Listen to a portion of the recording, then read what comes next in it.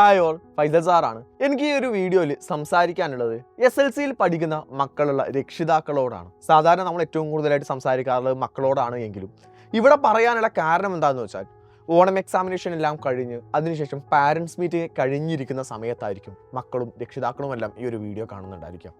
എക്സാമിനേഷൻ്റെ paper കിട്ടുന്നതിനേക്കാളും കൂടുതൽ മക്കൾ ഏറ്റവും കൂടുതൽ ടെൻഷൻ അനുഭവിക്കുന്ന ഒരു മൊമെൻ്റാണ് പാരൻസ് മീറ്റിംഗ് എന്ന് പറയുന്നത്. ഞാൻ ഒരുപാട് കാലം നമ്മുടെ കുട്ടികളുടെ മുമ്പിലും അതുപോലെ തന്നെ പാരൻറ്റിൻ്റെ കൂടെയും ഒക്കെ ഞാൻ ഈ ഒരു എക്സ്പീരിയൻസ് ചെയ്ത മൊമെൻ്റാണ് ആ ദിവസങ്ങൾ എന്ന് പറയുന്നത്. അതുകൊണ്ട് എനിക്ക് ഏറ്റവും കൂടുതൽ സൂചിപ്പിക്കാനുള്ള കാര്യം എന്താണെന്ന് വെച്ചാൽ ഉറപ്പാണ് നിങ്ങൾ പ്രതീക്ഷിച്ച മാർക്കിലേക്ക് മേ ബി നമ്മുടെ ചില മക്കളൊന്നും എത്തിയിട്ടുണ്ടാവില്ല. നിങ്ങൾ SLC ആണ് എന്ന് അറിഞ്ഞതുകൊണ്ട് തന്നെ അവർ ട്യൂഷൻ ക്ലാസ്സുകളിലേക്കും അതുപോലെ മോർണിംഗിൽ വിളിക്കുന്നതും അങ്ങനെ ഒരുപാട് ഹാർഡ് വർക്കുകൾ നിങ്ങൾ എടുത്തിട്ടുണ്ടായിരിക്കും.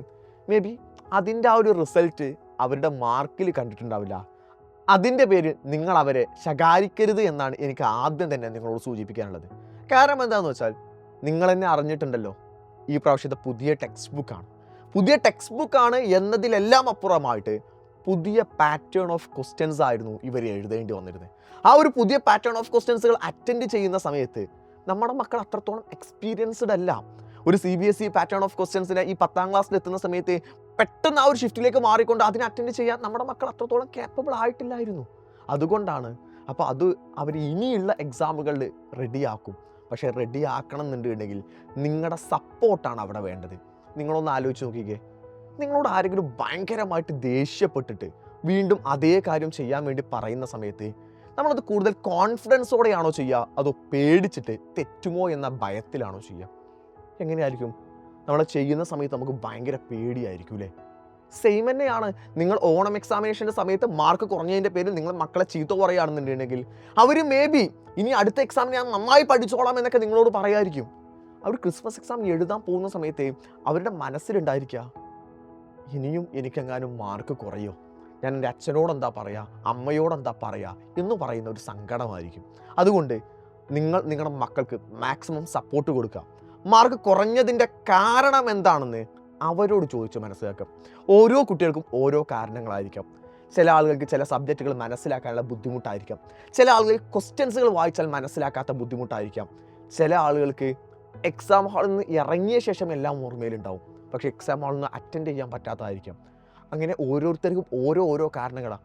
ആ ഓരോ കാരണങ്ങളുടെയും സൊല്യൂഷൻസ് കണ്ടെത്തേണ്ട ആളുകൾ, അവർക്ക് പറഞ്ഞു കൊടുക്കേണ്ട ആളുകൾ നിങ്ങളാണ്. നമ്മൾ സ്കൂളിലേക്ക് ചെല്ലുന്ന സമയത്ത് സ്കൂളിൽ 60ഓളം മക്കളുണ്ടായിരിക്കും ഒരു അധ്യാപകൻ്റെ കീഴിൽ. ഈ 60ഓളം മക്കളെ അവരുടെ ഓരോ ഇൻഡിവിജ്വൽ ഇഷ്യൂസിനെയും അധ്യാപകർക്ക് മീറ്റ് ചെയ്യാൻ അല്ലെങ്കിൽ അധ്യാപകർക്ക് അത് പറഞ്ഞു കൊടുക്കാൻ ഒരു ലിമിറ്റേഷൻസ് ഉണ്ട്. ബട്ട് നമ്മുടെ വീടുകളിൽ അതില്ലല്ലോ. അതുകൊണ്ട് മക്കളുടെ പ്രശ്നം എന്താണെന്ന് മനസ്സിലാക്കുക.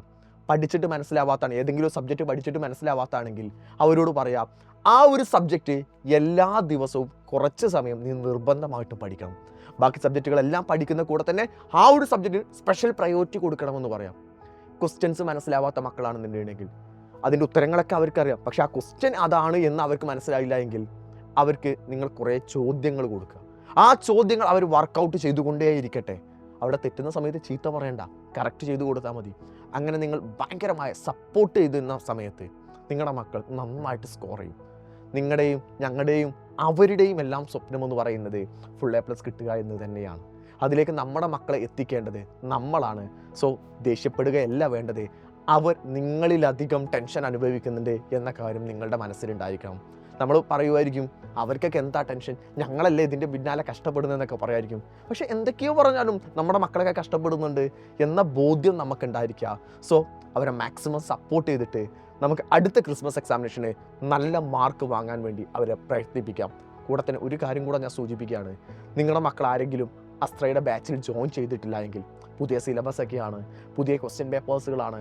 അതിനെ എങ്ങനെ പഠിപ്പിക്കണമെന്ന കൃത്യമായ പ്ലാനിങ്ങോട് കൂടിയാണ് ഞങ്ങളിവിടെ ക്ലാസ്സുകൾ എടുത്തുകൊണ്ടിരിക്കുന്നത്. സോ വളരെ ചെറിയ ഫീസിൻ്റെ ഉള്ളിൽ നിങ്ങൾക്ക് അവർക്ക് ക്ലാസ്സുകൾ നൽകാവുന്നതാണ്. സോ അസ്ത്രയുടെ ബാച്ചിലേക്ക് ജോയിൻ ചെയ്യാത്ത ആളുകളെല്ലാം താഴെ കാണുന്ന നമ്പറിലേക്ക് വിളിച്ചിട്ട് ഇമ്മീഡിയറ്റ് ആയിട്ട് തന്നെ ജോയിൻ ചെയ്യാം. നന്നായിട്ട് പഠിക്കാൻ വേണ്ടി അവരെ നമുക്ക് സപ്പോർട്ട് ചെയ്യാം.